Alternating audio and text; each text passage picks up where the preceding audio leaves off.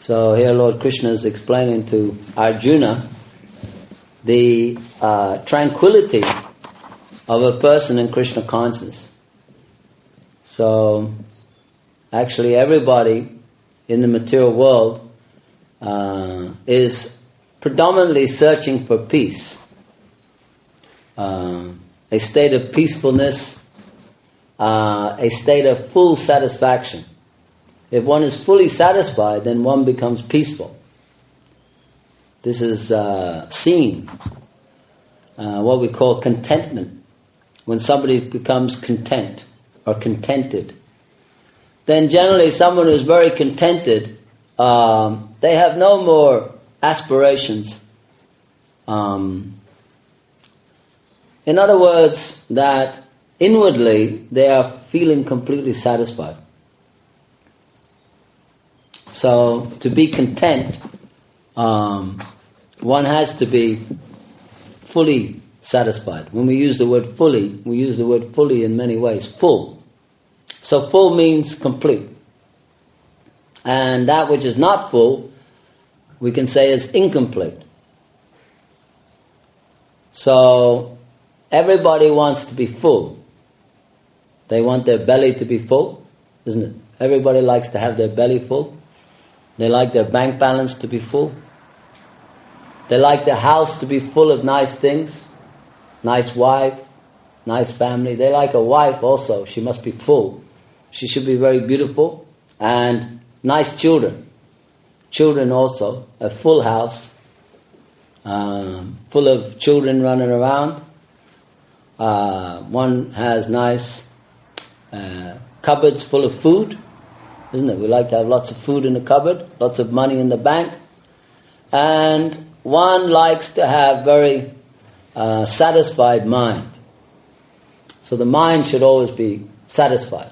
Sometimes we see that the house is full of many beautiful things, big car in the garage, lots of food in the cupboard, lots of food in the fridge, very nice wife, very nice family, but still they're unhappy. So inside, in their mind, they're not finding any peace. There's no happiness there. There's no satisfaction. So when the mind is not happy, then the heart is feeling a kind of vacancy. There is a vacancy in the heart. So generally speaking, if we trace back all of the activities, they are all centered around the mind. The mind here, Krishna is explaining, as a boat on the water is swept away by a powerful wind. Just like the boat. What is the nature of a boat? It has a big sail. Generally in the past they had boats with big sails. So what does the sail do? It captures the wind. So when the boat captures the wind in the sail, then it is, if it is a very strong wind, then the boat may be swept away by the strong current. The strong current of the wind. There are many examples of ships being crashed against huge rocks by the power of the wind. So Krishna is explaining to Arjuna that wherever the mind may wander, the tendency of the mind is to wander. The mind's business is that the mind is conducting the affairs of the material world. The living entity is situated in the body. Actually, the soul is higher than the intelligence, but on account of the association with the mind, ahankara vimuratma, by the false ego of the mind, one becomes mudha, one becomes foolish. So therefore, on account of identification with the mind is all the time filling the, if you like here the example is used, like a lake or an ocean that has many rivers flowing into it. So there are many many rivers flowing into the mind. There is from the eyes. So many things are flowing in from the eyes, isn't it? When we go out, so many things we see. We see something, we can be attracted very easily. Sometimes one is attracted to, a male is attracted to female, or someone is attracted to a nice car, or we go shopping. Shopping is a good example. You can see how people are always looking in windows and always looking very carefully. People look very attentively to see if there's anything they missed, isn't it? There might be something in the window that we missed. Oh, I missed that last time I was here. Look at that nice thing. So generally with our eyes, the eyes are, if you like, acting in order that we may gaze over the material world. We are gazing or measuring. Always this measuring tendency is there. We want to see if there's enough for us. We want to see if there's enough for our sense gratification. Just like if someone gives you a plate of food, sometimes you look at it very carefully. Is that enough? And even they ask you, is that enough? But your eyes are very big, so you think, oh, I'm sure I could fit more in my belly than that. And so if you don't have enough, then the mind becomes agitated. Sometimes we see that the mind very quickly gets agitated. Why you didn't give me more? Maybe he doesn't like me. Or there's some concoction comes in there. Or why that person is very mean. Or they're not aware of my needs. So generally we see that with the eyes we are measuring that to see this thing would be very nice, and also this thing wouldn't be very nice. So these two things are going on. Bhoga Tyaga, or what we call accepting and rejecting. We measure to see what is very good for our sense gratification, and we reject those things which are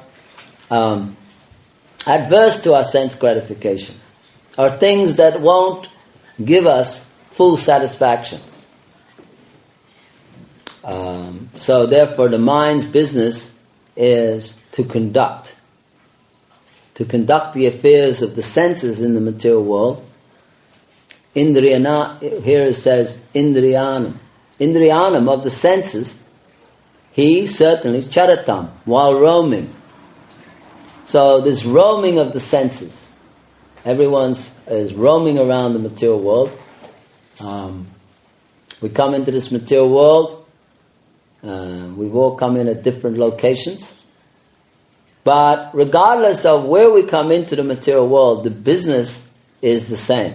The business is sense gratification. So everyone is roaming around in different capacities to try to satisfy the senses. Sometimes in our journey of life, we find that we are having some nice sense gratification, we're enjoying ourselves, and sometimes we feel totally miserable. So this nature of the material world is sometimes we're going up and sometimes we're going down. But in actuality, the real state of the living entity is that the living entity is suffering in the material world, suffering on account of the senses. Because of this attachment with the senses, the interrelationship between the senses and the sense objects, there is never satisfaction. Nobody has ever been satisfied in the material world. It's impossible to be satisfied. Because what you call satisfaction is relative to a particular time, place, and circumstances. Just like if you eat a big meal, you can say, I'm satisfied. But the next day, again you're unsatisfied. So the experiences of the material world, they are called flickering. They're flickering experiences. They're not complete. Just like we see that everything we do, again we are doing it time and time and time again. We're doing that thing.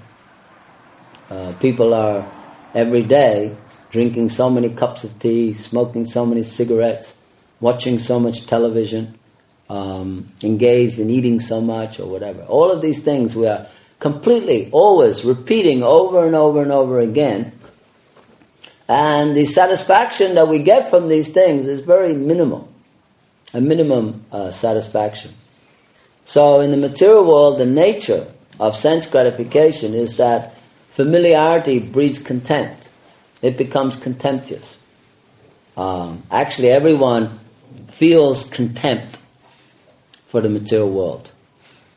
But because it's the only thing that we have, it's the only experience that we have, tangible experience, therefore we are constantly hoping against hope that it will get better.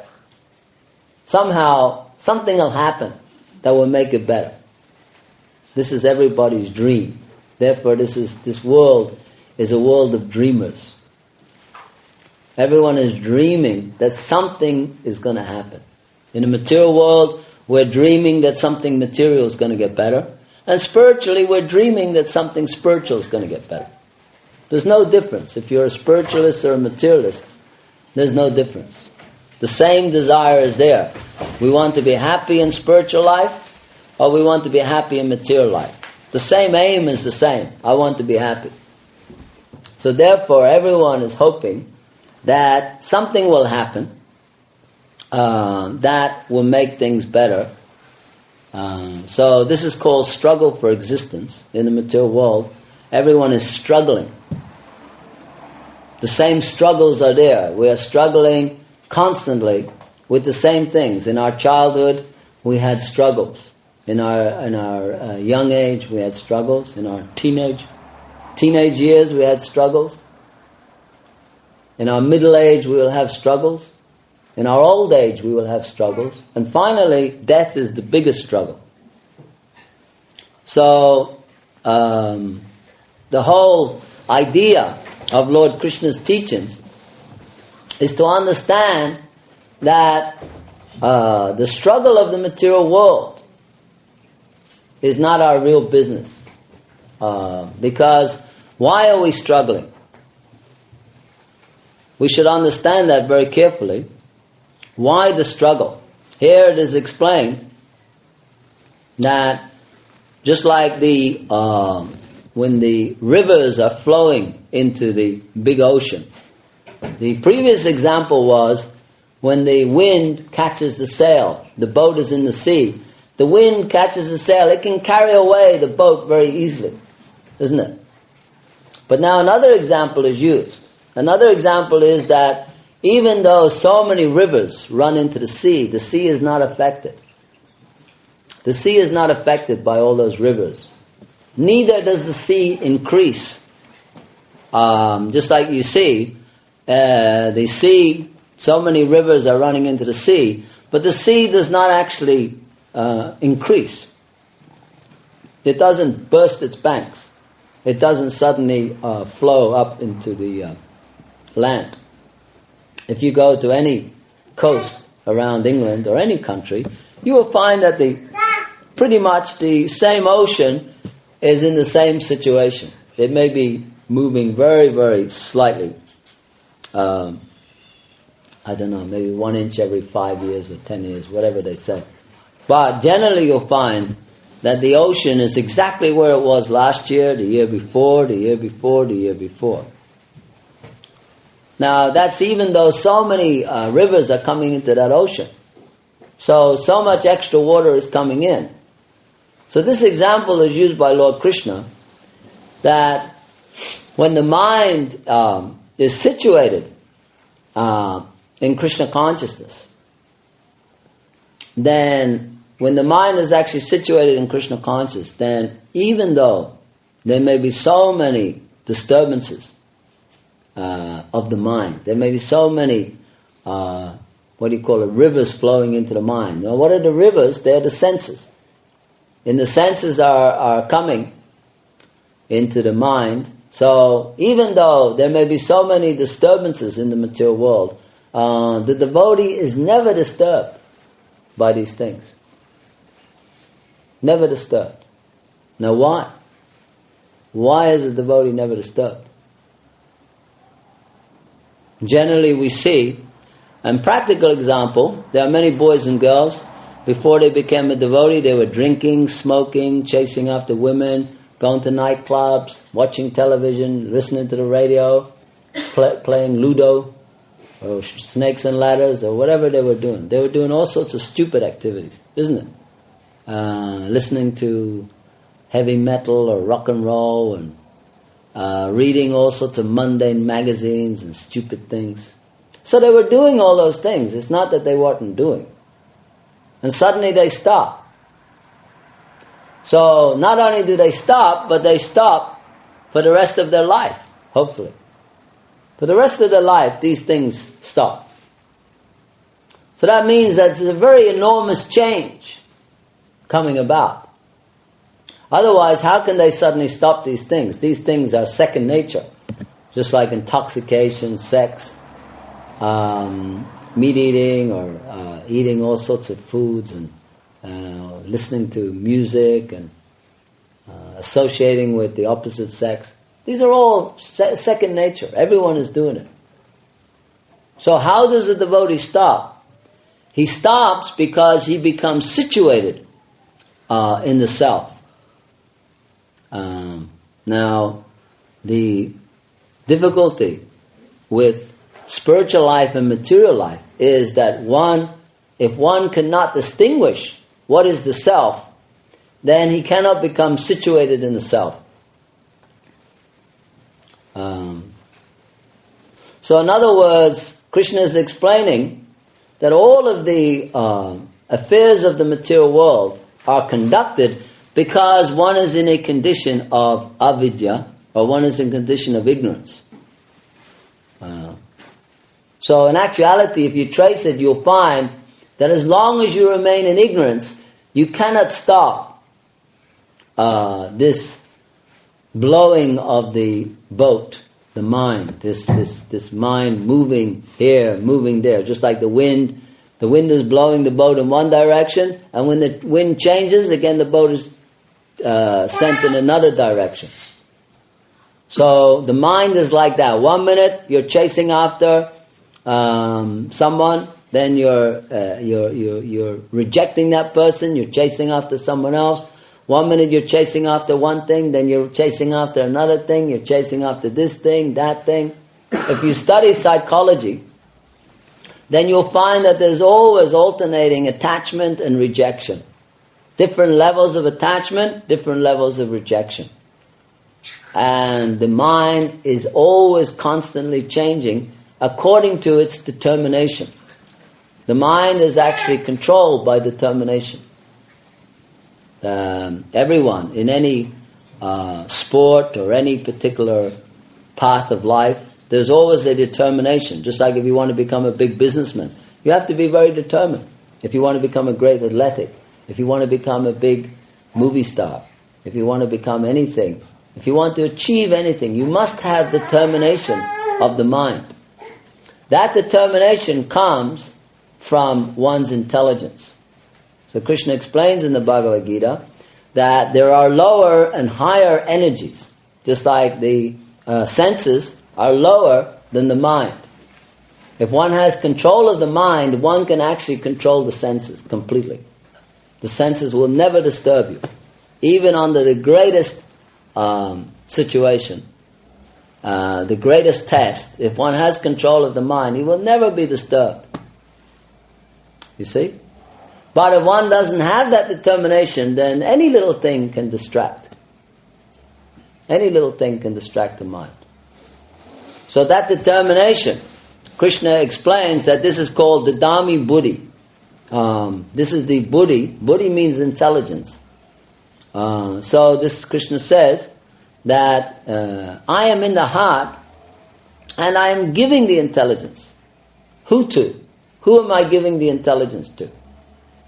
Everyone? No. Krishna says that to those who are constantly devoted to me and worship me with all their hearts, Krishna says, I give them the understanding by which they can come to me. So this determination comes purely when one has made his mind up to surrender unto Krishna.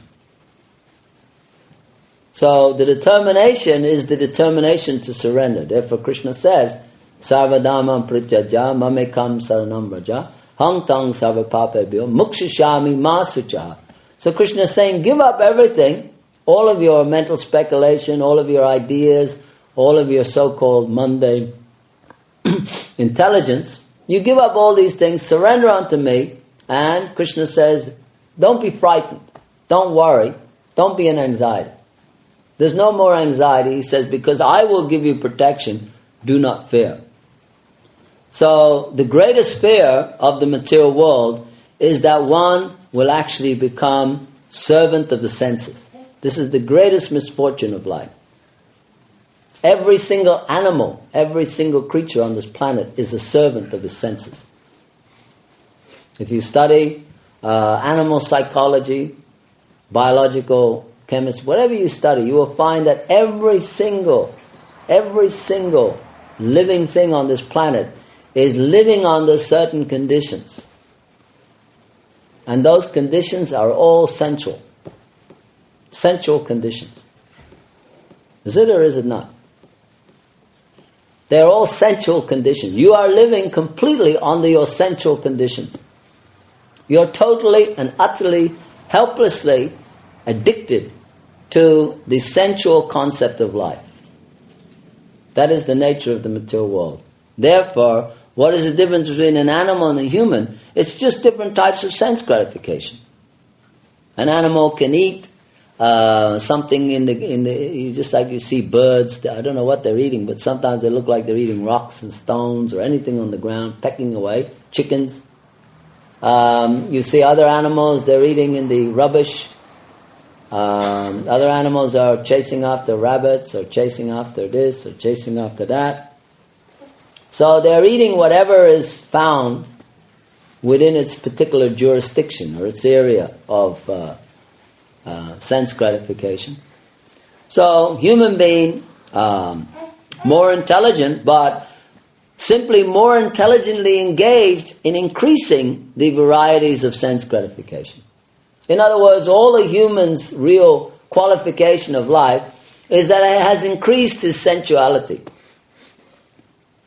Wherever you go in this city, you will find an effort to increase sensuality, isn't it? What is going on? There's simply an effort to increase sensuality.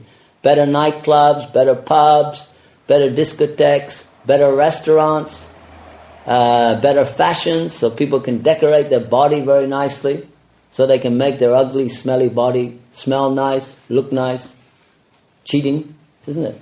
They have all these sprays and they spend hours in the hairdressers trying to make that fuzzy hair look a little better or make it more attractive, manicuring and putting in all sorts of adjustments on the body, all so that the sensuality will increase. Why? Because they feel that by increasing my sense gratification, by engaging myself in more determined sense gratification, somehow or other, then I will become happy. Then I'll become actually satisfied. And then when they see that this satisfaction is not capable of satisfying them, then they become frustrated, angry, disillusioned, bewildered. So there's so many negative sides. So therefore, the business is the same, whether one is animal, human, bird, or fish, or whatever one is. Business is the same. But the business for a devotee is not the same, because a devotee is 100% engaged in satisfying or endeavoring to satisfy the senses of Krishna. Now, one may ask, what is the advantage of satisfying the senses of Krishna? And the answer to that is because there is no other function. There is no other function of nature.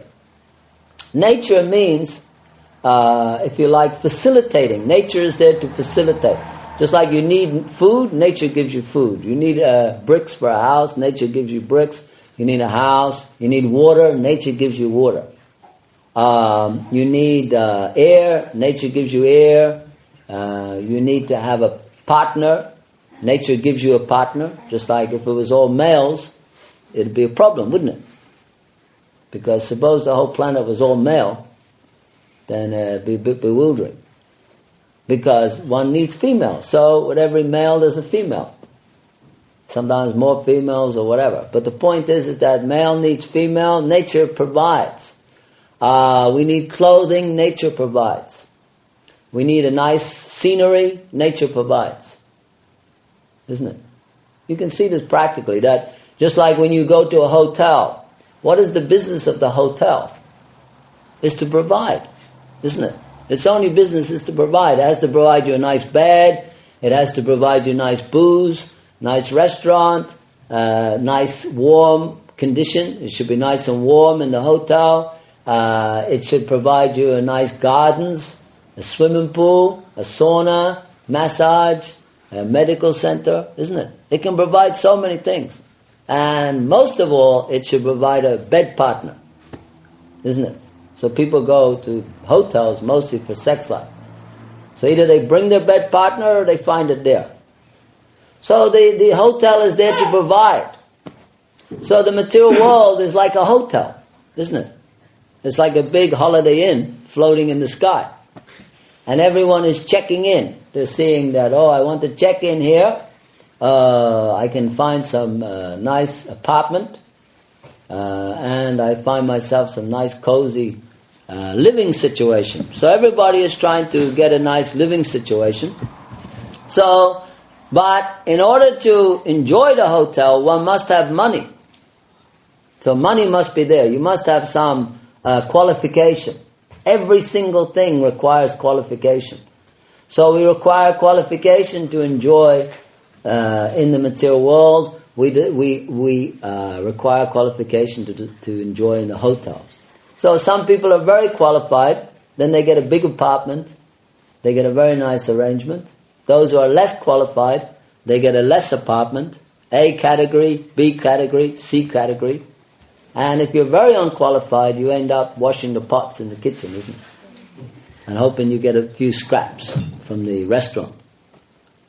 So similarly, we come into the material world and all of us are trying to become A-class enjoyers. Nobody's trying to become C-class. You don't find people purposely trying to become more and more miserable or less qualified. Everybody wants to become more qualified.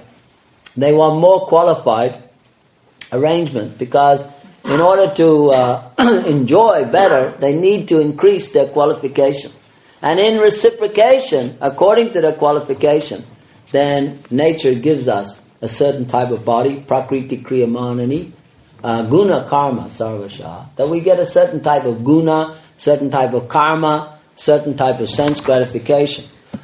So, as long as one's business is to enjoy in the hotel, then the mind is very agitated, because if you go to a hotel, as soon as you go to a hotel, you become agitated. It's a common fact. If you've ever gone to a Hilton hotel, sometimes you're flying on an airplane, they put you into a Hilton hotel. Immediately, the mind becomes agitated because you're thinking, hey, I'm in a hotel, I should be enjoying. Isn't it? That's the nature. As soon as you walk in the doors, there's nice plush carpet, there's room service, nice rooms, the toilets are all clean and everything's nice. So you automatically think, I should be enjoying here. Of course, as a devotee, we may not think like that. But most people have to be doing something in a hotel. So generally they go to the bar, or they go to the club, or they go to this, or they go to that. It's very difficult to remain peaceful in a hotel. People are not actually peaceful. You won't find people peaceful in a hotel. They're not really peaceful. They're more peaceful if they were at home. But because they're in that environment, enjoying environment, then there's certain demands. So the thing is, in the hotel, there are also workers. And those workers, they are working very hard. So they're not in an enjoying mood so much, isn't it? You notice that if you see the hotel workers, they're actually more trying to satisfy the owner of the hotel.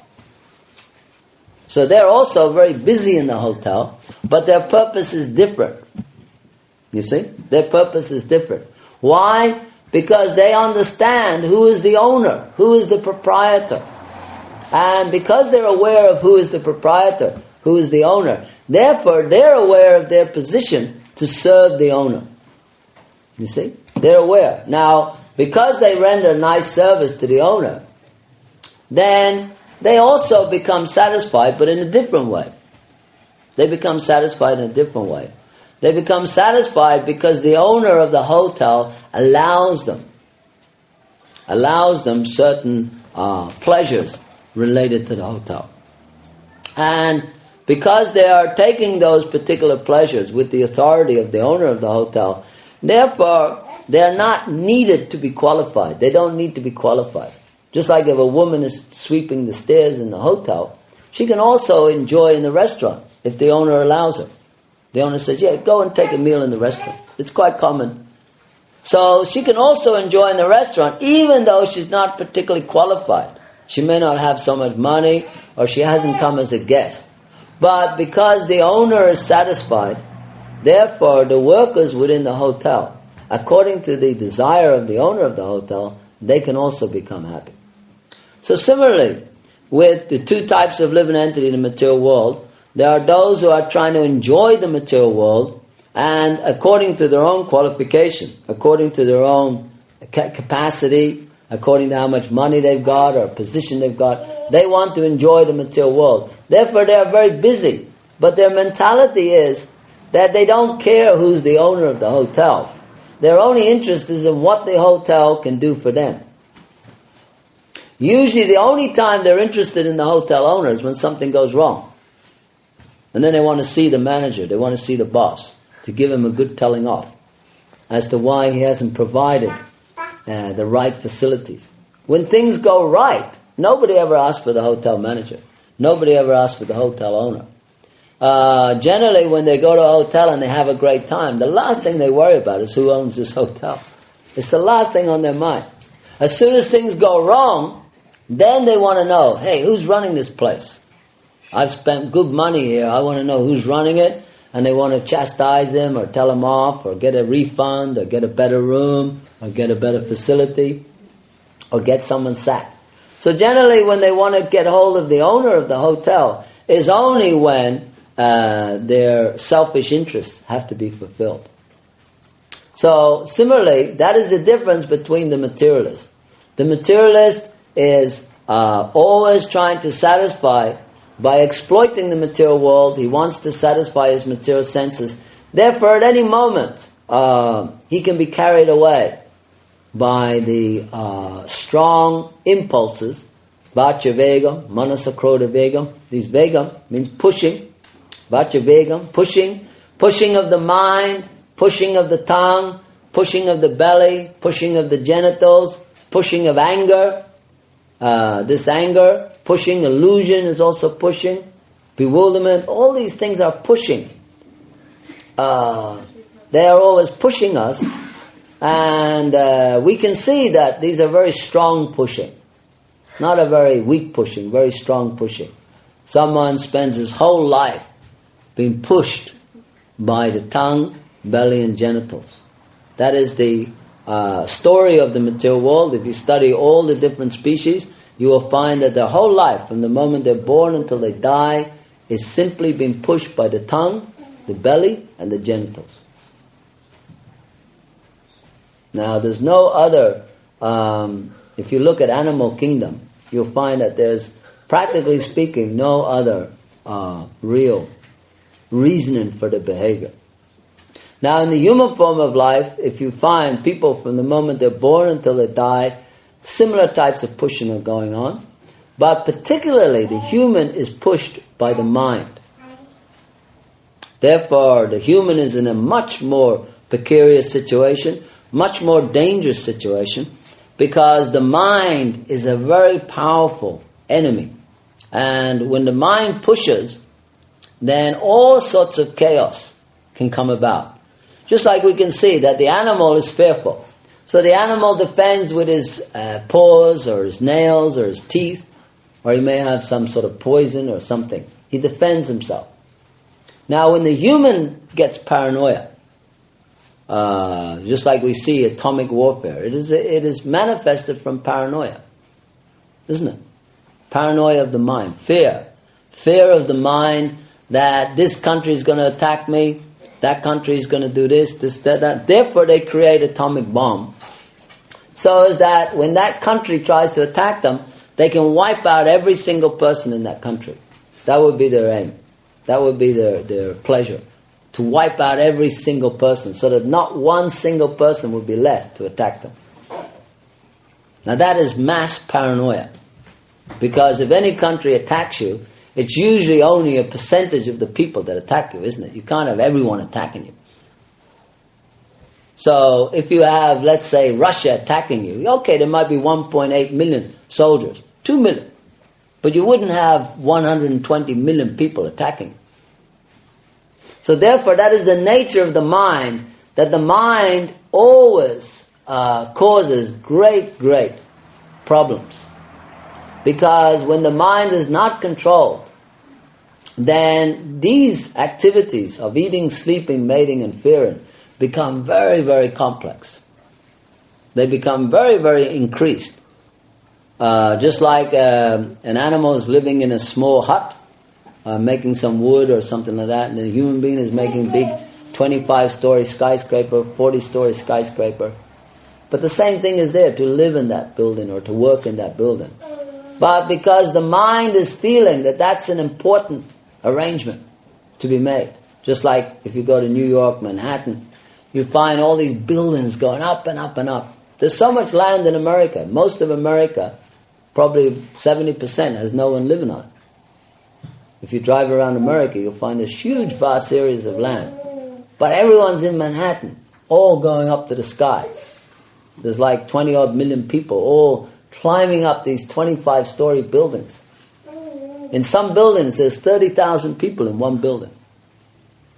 You see? 30,000 people in a building. They have a whole city in there practically. So this is the nature of the mind, that if the mind is not controlled, then, as it says, that the mutations, the material energy is endlessly mutable, Krishna says. So this mutation of the mind is very, very dangerous, extremely dangerous in spiritual life. So therefore, Krishna is first of all explaining that, what is he saying? What is night for all beings is a time of awakening for the self-controlled. So the material world is like nighttime, because what do you do at nighttime? You dream a lot, isn't it? Now, if you notice at nighttime, you dream all sorts of stuff. All sorts of things go on at night. In the morning you wake up, they're of insignificance. They're not really very important.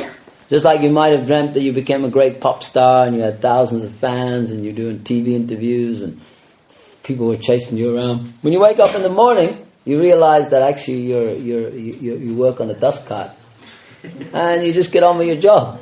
There's no more significance to that dreaming. Although the dreaming may have been very elaborate or very exaggerated. So when one wakes up, one realizes that that's not really what I'm doing. So one carries on with his normal situation. Similarly, in material world, the tendency of the mind is illusion. So this illusion of the mind creates all sorts of varieties of what we call material entanglement. Complete illusion of the mind. This illusion of the mind is very, very deep, very, very powerful. The first illusion is that we think with this body. And once we think with that body, then according to the association of the senses with the material world, centered around the mind. Therefore, there is an enormous amount of mental speculation that goes along with that concept, that I am this body. And therefore, Krishna says, the self-realized soul, he is like the ocean that is never disturbed by the rivers that flow into it. Or the one who is actually a servant of Krishna is never disturbed by the, interaction between the material senses and the material world. Because he knows that actually the body, the material world, and the senses, they are all simply a product of Krishna's energy. Therefore, those senses, the body, the material world, everything is to be used in the service of Krishna. Why? Because Bhuktaram Yagna Tapasyam Sarva Lokam Heshwaram Suridam Sarva Bhutanam Gyamfamam Shanti Richati. So Krishna says that anyone who can understand that I am the supreme enjoyer. This is very important, because if Krishna is the supreme enjoyer, then that means your enjoying business is over. Straight away. Your enjoying business is over, because Krishna says, I am the supreme enjoyer. When you have a supreme enjoyer, that means that all less enjoyers are controlled by the supreme enjoyer. Now that, you can argue with that and say, but I'm also enjoying. Krishna can have his enjoyment, but I also can have my enjoyment. You may think like that, but you're not supreme. So if you're not supreme, that means you are actually under the jurisdiction of something greater. Supreme means what? It means something greater. So therefore, you have to study. Is your enjoyment controlled? Is it controlled? If your enjoyment is controlled, then that means that you're not really an enjoyer. Because control means under certain conditions. If you are enjoying under certain conditions, then that means that actually you're not the enjoyer, but rather you are a machine working under certain conditions. The body is known as yantra, is a machine working under certain conditions. So as soon as there is conditional life, that means that someone must have created the conditions. So that person who has created the conditions, that is the supreme authority of God. So we may think that we can enjoy, but it is not possible for us to enjoy, because there is supreme authority. And that supreme authority, Krishna says, I am that supreme enjoyer. Therefore, you are not enjoyer. You are not the enjoyer, you are the enjoyed. Now there's a vast difference between being the enjoyer and being enjoyed, because when you're the enjoyer, then that means that you're the controller. That means that you're actually, everything is there for your pleasure. When you are the enjoyed, that means that you're there for someone else's pleasure. That means you're there for someone else's control, and everything is restricted by that particular person. Just like if you go, what's the difference between a hotel and a prison? It's simply a question of restriction, isn't it? In the hotel, there's also restriction. You can't just do anything you like in the hotel, but there's less restriction than a prison, isn't it? But you can't say that because you're in a hotel, you're free. That would be stupid. You're not free, it's just less conditions. One of the main conditions in the hotel is you have to have money. In the prison, you don't have to have money. So in one sense, you could say in the prison, you're better off because you didn't have to pay for it. Whereas in the hotel, you had to pay for whatever you got. So this idea of enjoyment is simply relative to the conditions. You see, you can say, well, I'm happy, and then someone says, why are you happy? And immediately you have to think of the conditions. Oh, because the conditions are better than they were yesterday. Or the conditions are better than they were 5 minutes ago, isn't it?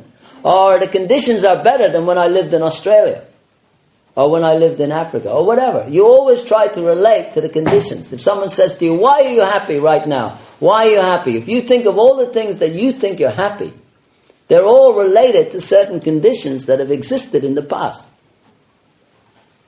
For instance, someone says, I'm very happy today. And you say, why? Oh, because, I don't have any more debts. I paid off all my debts. I paid my mortgage off. So, therefore, The unhappiness was caused by the condition of owing money. Now that that condition has changed, one may think he's happy. That's not happiness. That's a change of condition. So therefore, if you say, for instance, I'm happier in the hotel because the conditions are better than the prison, that is not happiness. That is different states of condition.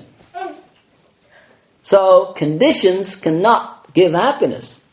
As long as there's conditions, there can't be happiness. You have to think about it very carefully. Why can there not be happiness as long as there's conditions? Because conditions mean restrictions. Isn't it?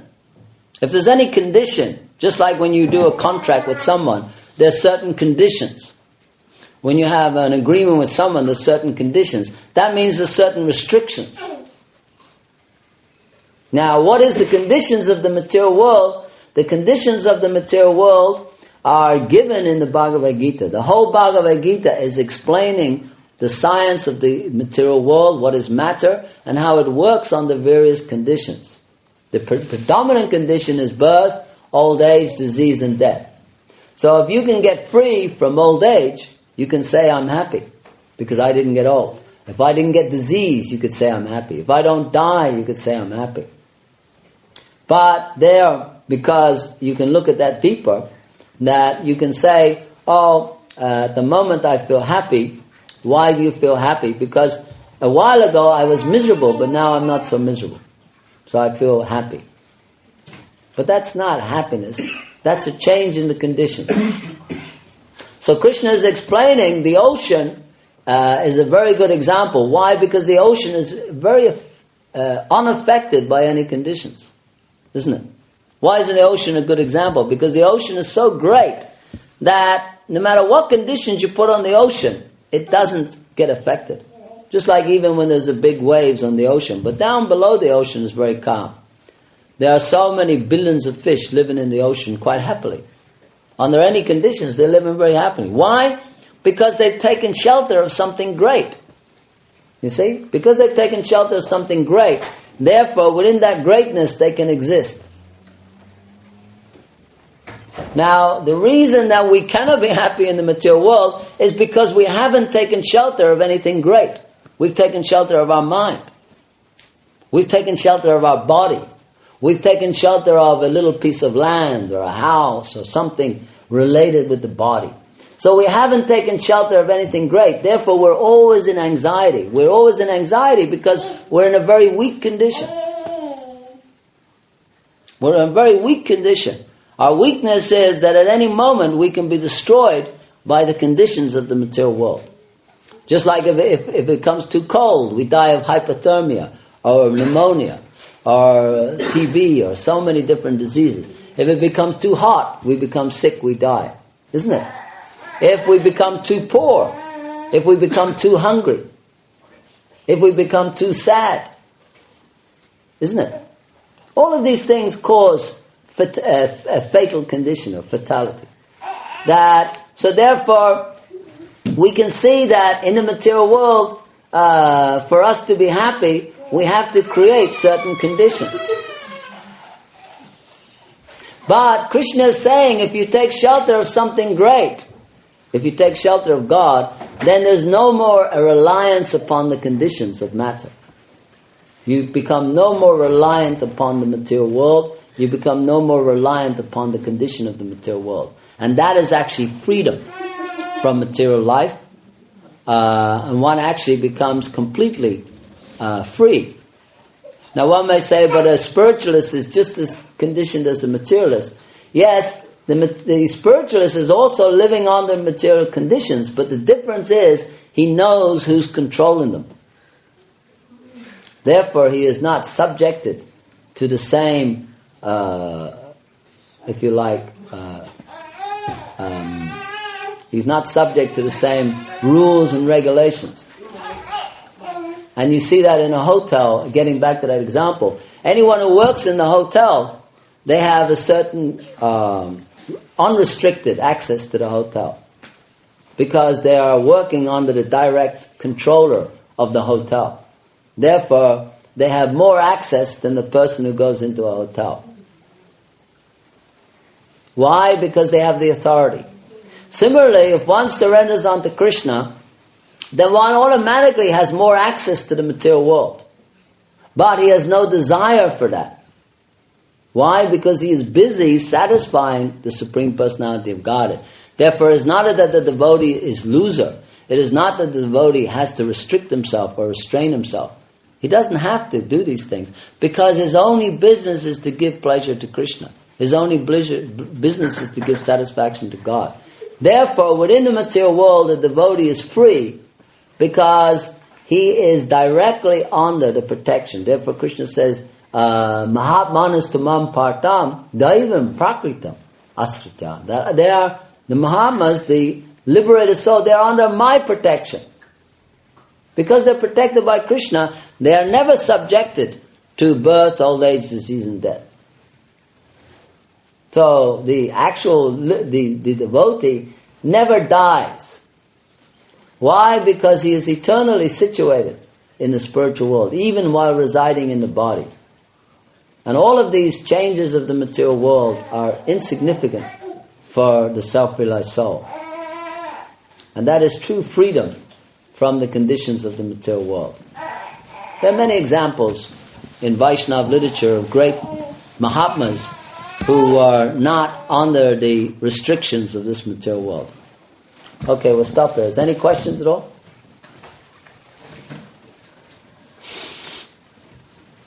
Anyone have any questions? You know, you're saying as long as there's conditions, it can't be called happiness. But could you not just say it couldn't be called full happiness because it's restricted? Well, first of all, we have to understand what happiness means, because in the material world, happiness is something we relate to the senses. We relate to the mind. We relate to the body. When our body is in a nice condition, we call that happiness. When our mind is in a nice condition, we call that happiness. When we are feeling good or happy, we call that happiness. But what we should understand that has nothing to do with the self. That has nothing to do with the self whatsoever in any shape or form. Therefore, it is not happiness, because this happiness only exists in the spiritual world. It doesn't exist in the material world. What we call happiness in the material world is simply different material conditions. Now, because they're material conditions, that means they're temporary. As soon as something is temporary, it cannot be called really happiness, because it doesn't exist in all three phases of time. Something that exists must exist in the past, must exist at present, and must exist in the future. If you say that you were tremendously happy a month ago, it's meaningless. It's absolutely meaningless. You could say that you were in complete happiness 10 years ago, but it means nothing to anyone. Why? Because that so-called happiness was just some interaction of material nature. It was some condition that made you feel like that. But because of the influence of time and because of the limitation of the material world, it was both that experience was both a transitory experience and a very limited experience. Now, because it's limited, it doesn't last. Because it's transitory, it doesn't last. So those conditions of the material world, they may appear to be very happy. One may say, no, but I was very happy. I'm very happy. But it will not exist. You could put any amount of guarantee. Someone who's happy today will not necessarily be happy tomorrow.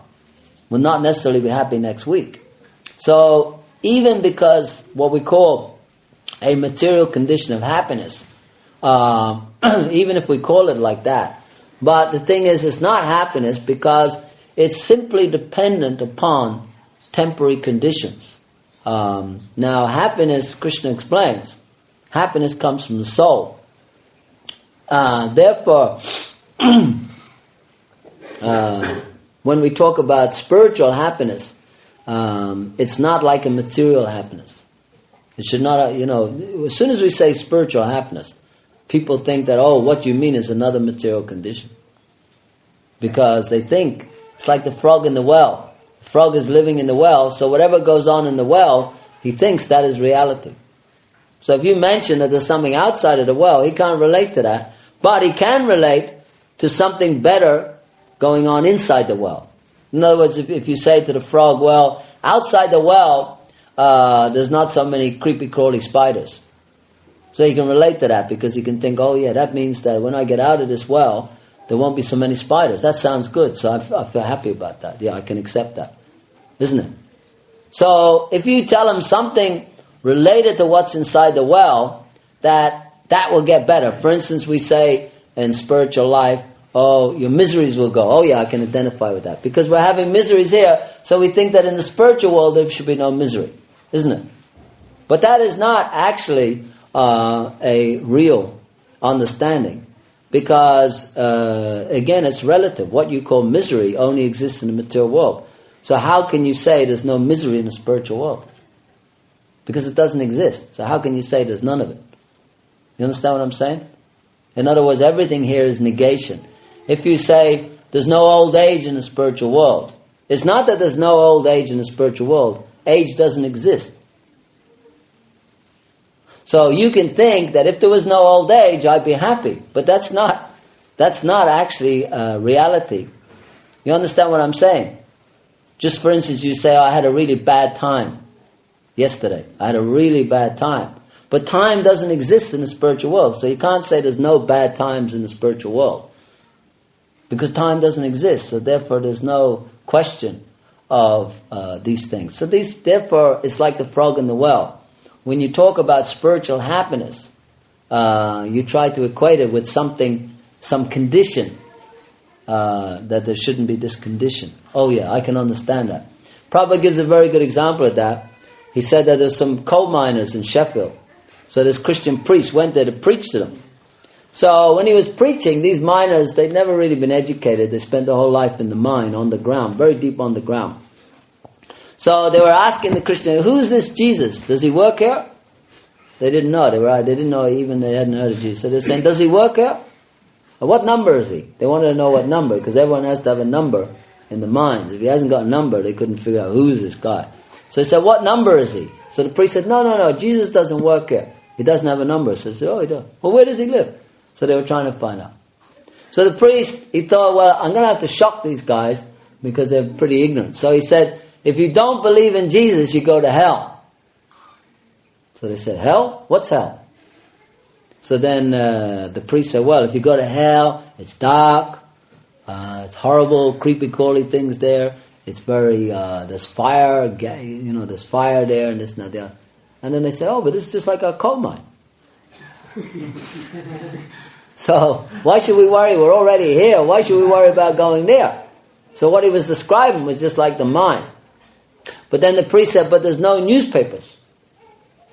In hell, there's no newspapers. Then they all became shocked. No newspaper. In hell, there's no newspaper. So then they became actually shocked. Oh, that's horrible. Horrible that there could be no the mirror or the sun. Newspaper.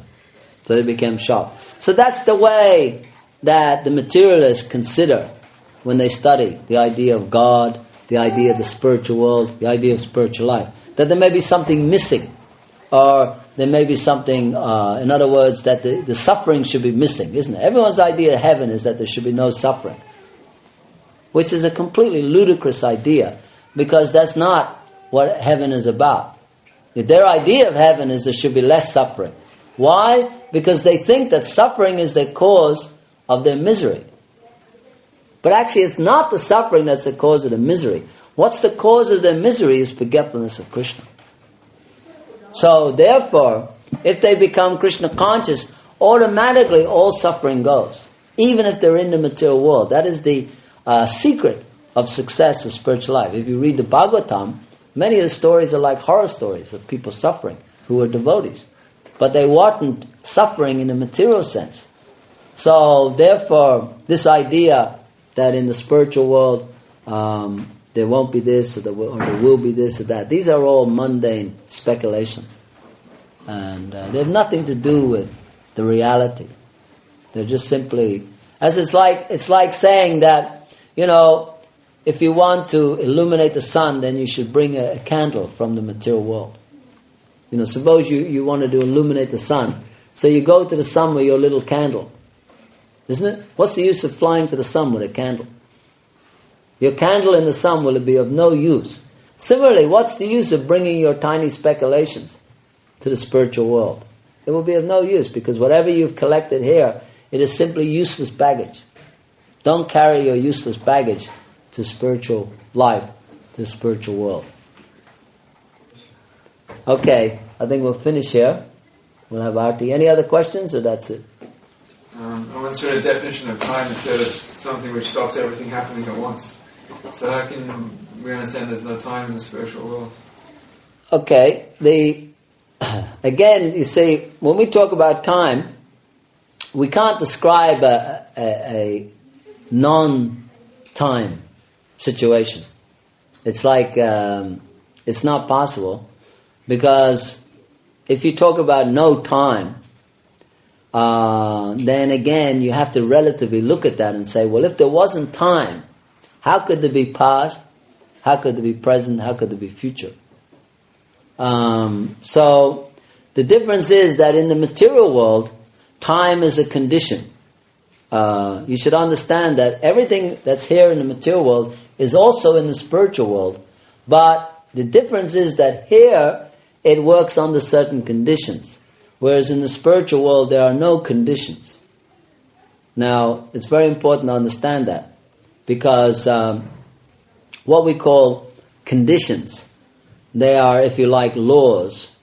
There are so many laws of nature. We call it the laws of nature, you see? So law, generally, in the dictionary meaning, is, what is a law? It's a restriction, isn't it? Law means restriction. So if you say that time, we see time as the law, one of the laws of nature is time, and time restricts us. If you study time in the material world, it restricts you. Just like you can eat at a certain time, you sleep at a certain time, you do this at a certain time. So generally in the material world, time is a controller. Time is the controller. Krishna says, time I am, the destroyers of all these worlds. But in the spiritual world, time is the servant. So the difference is that in the spiritual world, everything serves the desire of Krishna. Now, the difference between something controlling and something serving is quite vast, because when something is controlling, then that means that restriction, just like, again, the example is there. The government controls the prison, and within the prison there are so many restrictions. That's why you say when you go to prison you're serving time, isn't it? You're actually serving time. So time, you become a servant of time. When time is your servant, now it's not our servant, it's Krishna's servant. So in the spiritual world, time serves Krishna, as everything in the spiritual world serves Krishna. So Prabhupada one time said, what we call the laws of nature, or the laws of physics, are actually the desire of God.